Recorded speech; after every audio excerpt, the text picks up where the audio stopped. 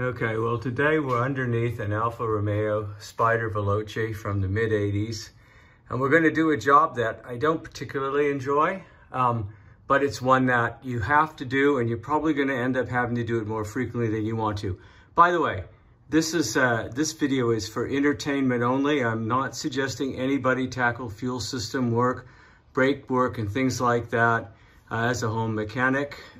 This is just for your entertainment, and I'm not vouching for the safety or anything of the procedures here, but it's just to show you doing this work. And so here you can see the fuel lines coming out at the back of the fuel tank. In this year of Alfa Romeo, there is a pump in the fuel tank. If it fails, as long as you have about a half tank of fuel, you'll probably get home using the pump that you have here.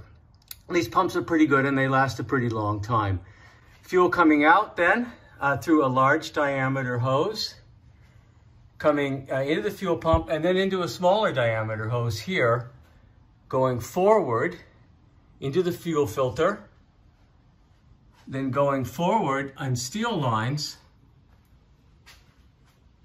and then coming up into the engine compartment. Now, a lot of people get fooled by these steel lines because they feel like soft rubber and they think, oh my God, my fuel lines are failing or what's going on. This is just a rubber coating that is on the steel fuel line. And so don't get fooled by that. These are steel fuel lines under here, and you can see where they join up to the soft lines. Now, there's two runs here. One is the feed going in. The other is the feed coming back out from the fuel injection system. And that runs all the way back and goes back into the tank.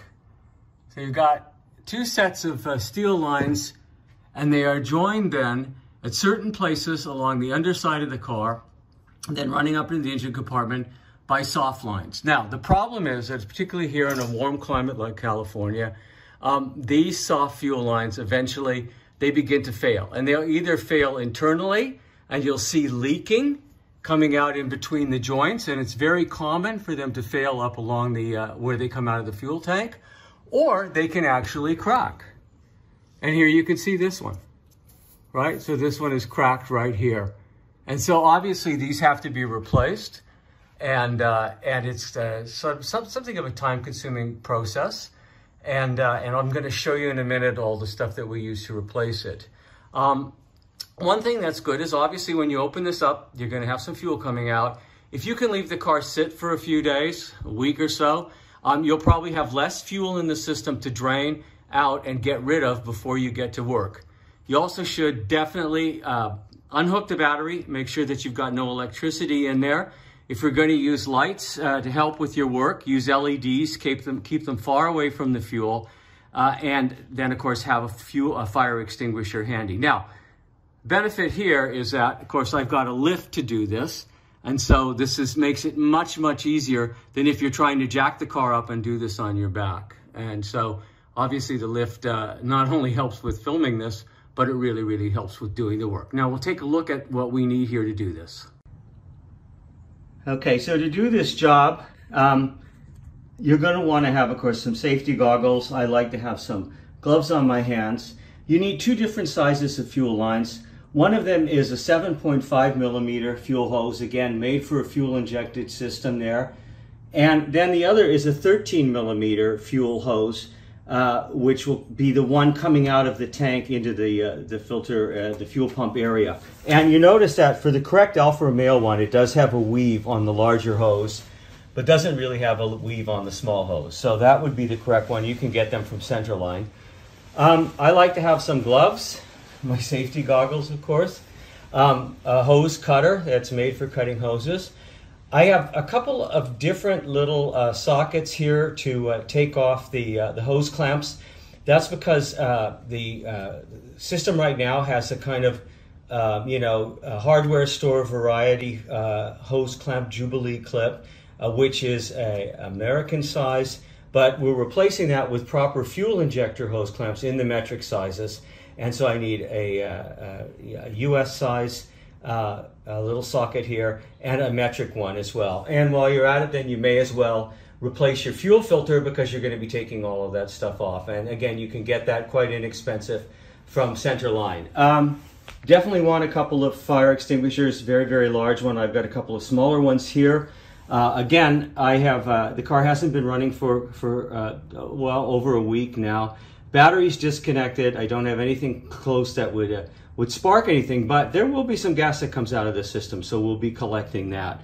But this is what you want. Again, I want to reiterate, this is for entertainment. I'm not telling anyone to do this work themselves.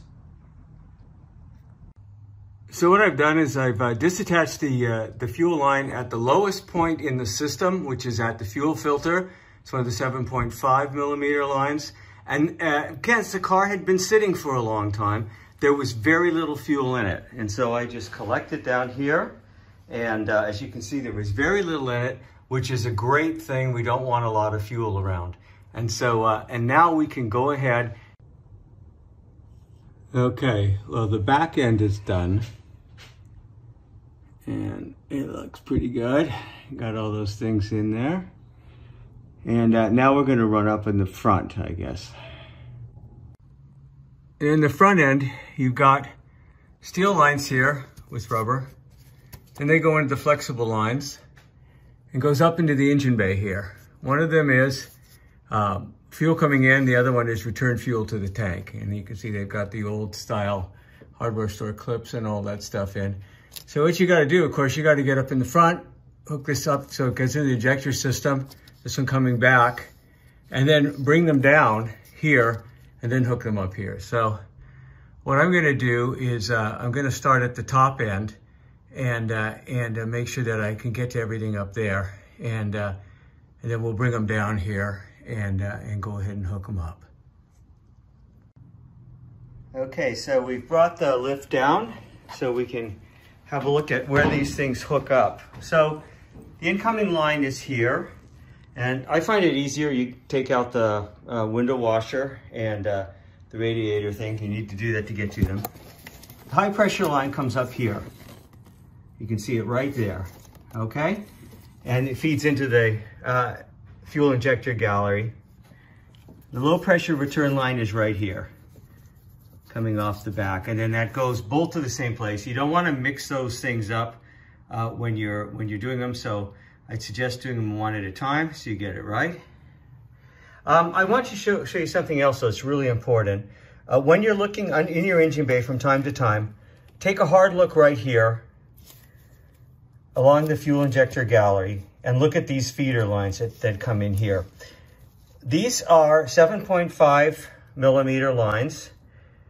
If they're done right, they shouldn't need to have any kind of a hose clamp or anything, but they feed the injectors.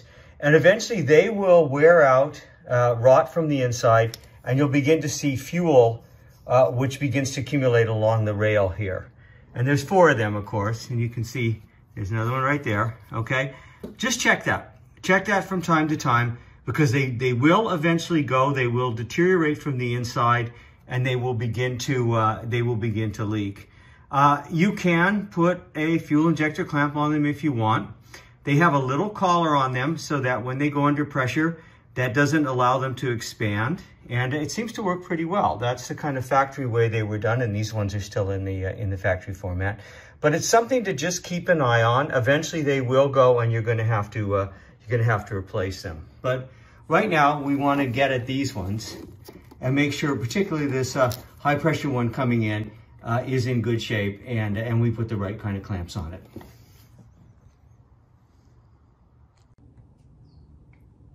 Okay, well, we have the first line in there, and then we'll rehook up our window washer bottle and put that in, and then we'll replace the second line up in the front here. Okay, so here we are. New lines are run, hooked up, looking good, all the way to the back there. So what we're going to do now is push the car out of the garage. Well, of course, put the lift down, and we'll start it up outside, make sure that we've got no leaks, and we should be done. You know, it's an afternoon's worth of work. Okay, we've rolled the thing out, started it up, taking a look to see if we've got any leaks anyplace. Looks pretty good in there. Of course, what we really want to look at is the underneath, where we put all those hose clamps in. And pretty dry. Looks pretty good. A little bit of stuff from the last car we worked on, which was automatic transmission fluid there. But not seeing any fuel or anything like that coming out for anything that we fixed. So we can assume that we've done a pretty good job getting the little Alfa's fuel system and replacing all of those soft hoses, and ready to take it for a little test spin.